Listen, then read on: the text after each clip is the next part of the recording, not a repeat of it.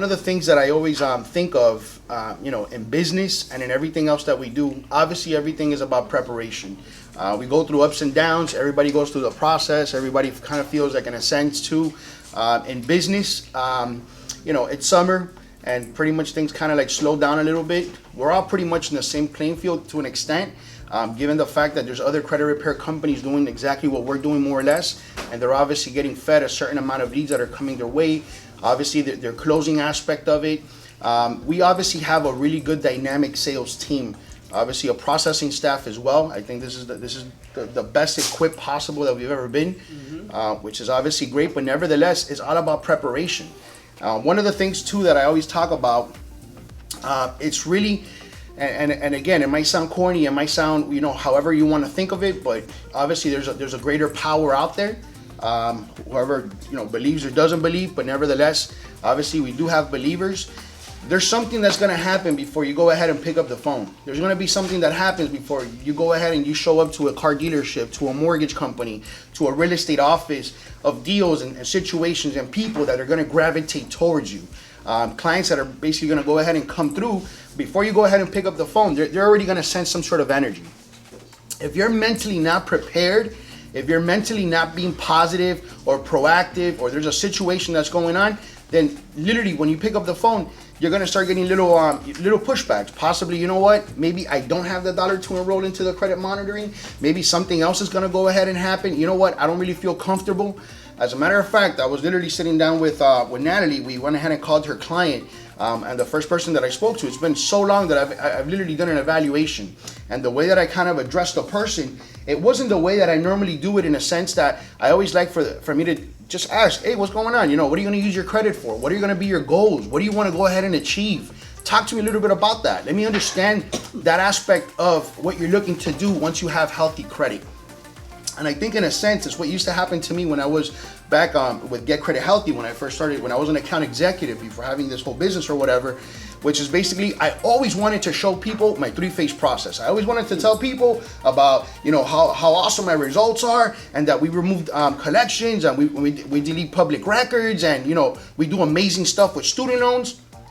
But it's kind of like me talking and me wanting to give, or me pushing something that's not, it's not the regular flow of things, or I'm not allowing the customer to kind of more or less express themselves, to literally tell me what their needs are. So I always think to myself too, being in sync, being centered, I would say, it's really, really important. So sometimes we kind of go through like little funks. So I spoke to Natalie's customer, and I got a lot of pushback from that guy. I literally hung up the phone. We didn't do anything. We weren't able to go ahead. He didn't feel comfortable giving me his social, and he didn't know who the company was, even though that he knew one of our account executives, but he didn't know who I was. And even though I'm the owner, it doesn't really matter. So I guess to an extent, I didn't really either uncover, or I wasn't mentally prepared to really talk to this individual. As a matter of fact, it had been so long that I've done an evaluation that I was kind of like off my rhythm. I was kind of off my set. So we really got to think about that, especially when we talk to customers. Really try to understand it. To an extent, when we sit down with somebody, we're like the doctors. So we want to ask the right questions. We want to talk to them about the right things. We want to really uncover. Spend a little bit of time literally on that initial. And really try to understand where the customer's coming from, the sense of urgency that they're going to go ahead and have. If they want to go ahead and buy a home. I just spoke to my friend Danny. He's getting back into the program because he has a late payment. That guy literally yesterday, I was talking to him, Cynthia was there, and he goes, Justo, if you go ahead and correct this late payment, I'll give you an extra $1,000. I was like, damn, dude, I wish I had a phone number, you know what I'm saying? To Equifax, TransUnion right now. I want to make that G. But it doesn't work like that, and again, there's going to be certain people that are going to come with certain things. Let's spend a little bit of the time, Obviously, we have people that already know us. We've already done the work. As a matter of fact, thanks to Frank, he actually gave us a phenomenal testimonial. The guy, he was super pleased. He bought a home after being in the program with us, and situations kind of happened, and now he's come back into the program. Hands down, he even made 3 months of the monthly service fee. But guess what, guys? Not everybody's gonna come like that. That was an easy deal. We didn't have to sell it. We didn't have to tell the guy about my success rate, about all this other stuff. But really, before you get on the phone, focus on yourself. If anything, meditate a little bit. You know what I'm saying? Even think about it from the morning. Start wanting things. You know what I'm saying? Start visualizing exactly where you want to be at for the day. What's the day going to uncover for you? And then guess what? It's all a numbers game, guys. So the more referral partners that you have, the higher the potential of the amount of leads. Really focus on that. Have a number. Have something that you want to go ahead and achieve. I was talking to Esperanza yesterday from Orlando, and the girl literally, she's like, I don't know what the record is for how many reevaluations have been done in one day, but I'm going to beat that record. And I'm going to go ahead and I'm going to write this down. I think it's like 36 in one day. Letters. Oh, I was going to say. So the girl literally wants to go ahead and break a record. And you know what? I'm pretty confident that she is. You know why? Because she's made it her mission. If you make it your mission that you want more leads, you will have more leads. But what are we doing to prospect for them?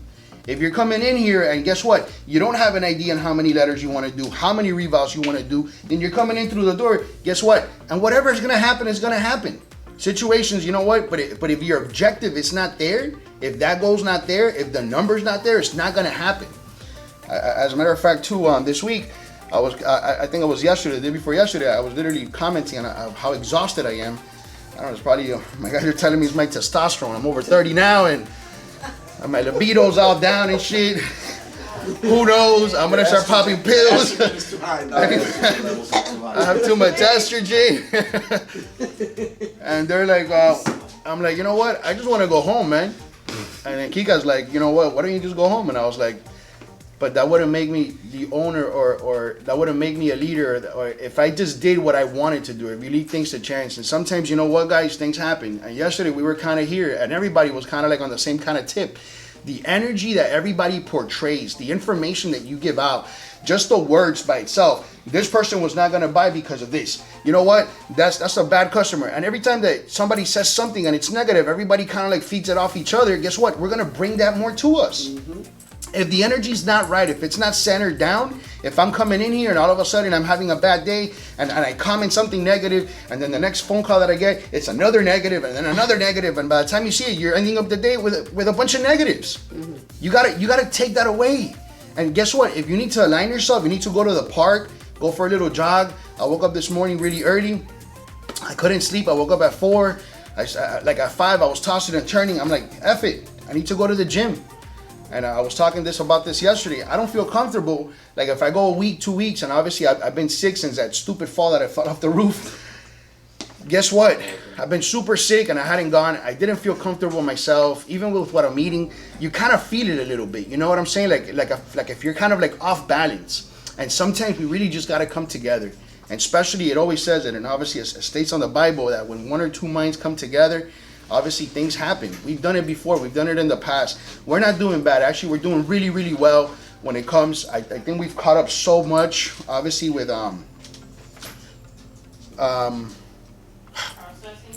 Constantine, right? Catherine. Constantine. I'm sorry. It's not that. It's not, no. Hey, I heard that. I heard Cassandra. I'm sorry. I'm horrible like that. I'm hard like that with names. No. I was about to start right Alyssa and Kika, I confused them for almost like 3 months until I got their names straight. But given the fact of where we're at with regards to the numbers, with regards to the amount that we've obviously collected, I've been getting a lot less feedback, or a lot less negative feedback. One of the biggest opportunity and challenges that we have as a business, as an organization, is our customer service, guys.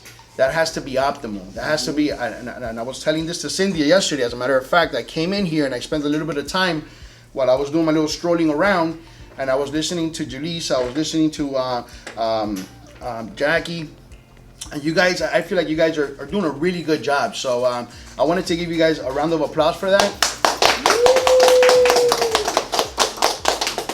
I do know it's not easy, juggling multiple things, doing letters, doing revals, customers calling, people want things on the spot. It's not easy, and I know it. And obviously it's the end of the week and it's Friday and it's summer, and we could say all these things that are happening, guys. But we really got to check ourselves when we're really coming in here. The energy, I think, is really good. Let's continue that proactivity, that positivity. Obviously, we've been kicking butt with regards to what the Orlando's helping us out. with obviously Belize helping us out. I think we've caught up so much. Let's continue that good work. Obviously, there's still a few things that we need to go ahead and align, but nevertheless, let's do that. So besides that, I guess we'll go ahead and jump into some numbers with regards to processing. And okay, can you come back to me at the end? Okay. So let's continue with some more video. Hold up. Besides that, guys, one thing I think Cynthia, you had something that you wanted for me to make a video on. I guess I'll continue with regards to that here. What is the benefit of disputing on your credit? Yes. Even if you've already received summons or may receive a summons. Okay, and I'm going to touch on two things because I've also gotten another question, which is basically I'm going to go ahead and file for bankruptcy. I'm good with the credit repair, or if I am going through bankruptcy, could I still do credit repair? So obviously we're going to go ahead and address those two things, which obviously the question or the comment that Cynthia obviously had with regards to the customer, which is basically it doesn't make sense if I'm obviously being sued or I'm going through some sort of like litigation to continue to go ahead and dispute. And the two things when it comes to the bankruptcy and when it comes to that aspect of it, well, I always tell people we're dealing with two things when we're talking about the financial aspect of it and the information that's being reported. The financial aspect of it, which is the main concern that people have. I wish obviously collection companies and creditors would work a little bit different, but they don't. And even though that they're gonna go ahead and try to collect, that doesn't mean that the information is gonna go ahead and fizzle out or it's gonna go away. We spoke to the other customer talking about that. He made a payment to the collection company, and the collection company agreed to go ahead and delete it. But in reality, that's not how it works. It's unfortunate unless you get what's called a payment for deletion. And I think yesterday Jackie was talking to another customer, and the customer wanted to go ahead and cancel because that's exactly what the customer needed, right? But nevertheless, guys, you know how difficult it is to obtain a letter that says that. With all the times that I've called collection companies, creditors for my clients, it's like pulling teeth. It's super difficult. People don't want to go ahead and comply. It's a whole process. It just doesn't happen from the first phone call. So in reality, when we're talking to somebody, and if somebody says, you know what, I'm going to go through the bankruptcy, or I'm going to go pay this collection, or I need to go to court, always try to find out what the goal, which goes back to what I was talking earlier on. What's going to be your objective? What are you looking to do? What do you want to? What are you trying to achieve or try to resolve once you go ahead and take care of that? And if the sole purpose, if the customer says, my goal is to have healthy credit, then you know what? That might not be the best route. Because if we go ahead and take care of the debt, the information is still going to remain on the credit report. What has an impact to the score is the information.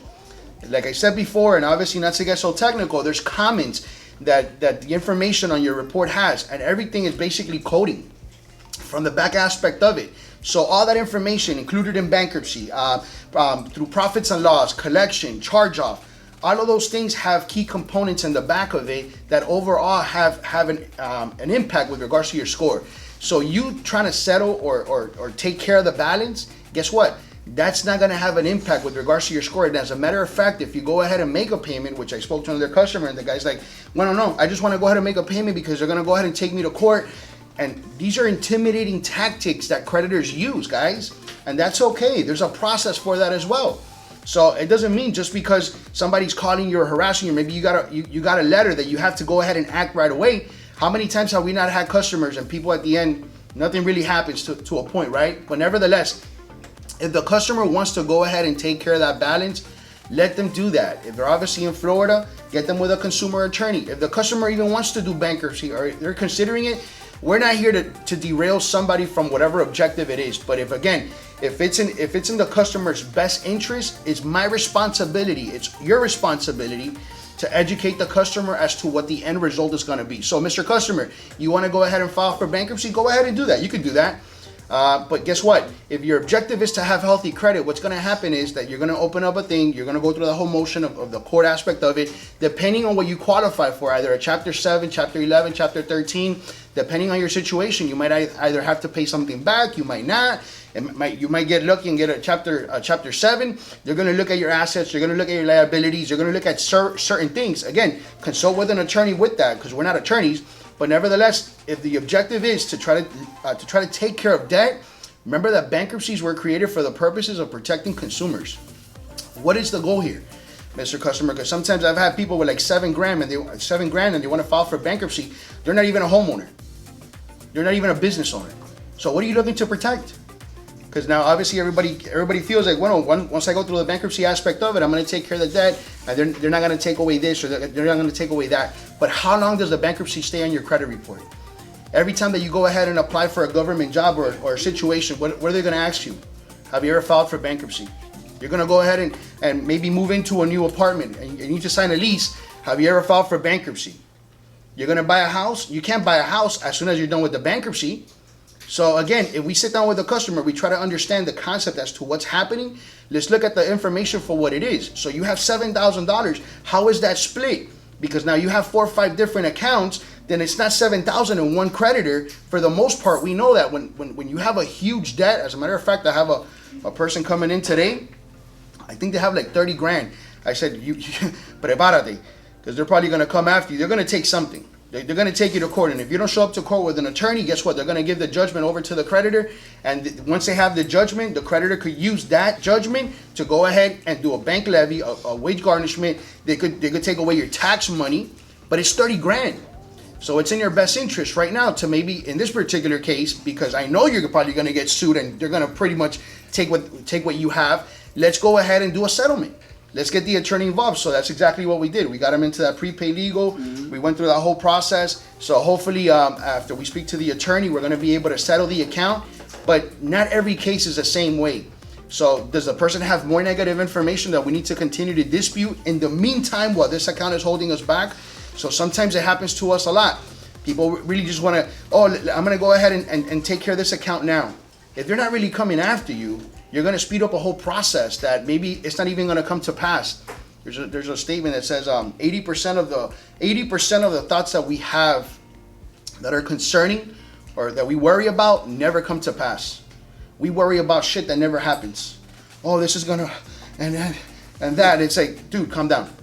Just relax. It's not the end of the world. You're not going to get arrested. They're not going to come after you. You're not going to get deported, whatever. Second off, does it make sense for us to go ahead with regards to what Cynthia was talking about? Yes. And again, it goes back to the same thing. If the customer wants to pay off a collection, we can't stop them from doing it. We're acting on our client's behalf. We're just trying to do the best that we can with what we have. We're educating somebody from information and processes that we've already gone through. So if a customer wants to go ahead and pay off an account, that's okay, Mr. Customer, but let me tell you the next steps as to what's going to go ahead and happen.